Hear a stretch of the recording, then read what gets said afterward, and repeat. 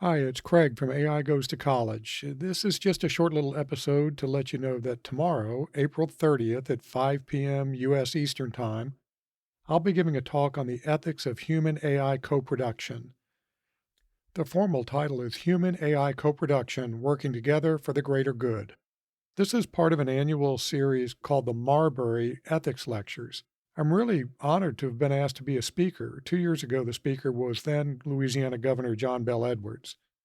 So anyone in the area is welcome to attend in person. It'll be in the College of Business building at Louisiana Tech, room 101, but the event will also be live streamed. Check the show notes for a link to the live stream, and assuming that everything gets recorded correctly, I'll also release it as an episode of AI Goes to College, but we'll have to see how the audio turns out. It'd be great if you could join me live. If not, I hope to be able to post it to YouTube, and I'll let you know when that happens. So anyway, I'd love it if you could join us. There's a link in the show notes. In the meantime, I also wanted to apologize because I'm a little behind on getting episodes recorded.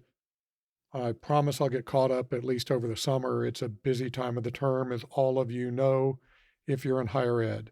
And if you're not, I'm kind of surprised you're listening, but it's great to have you anyway.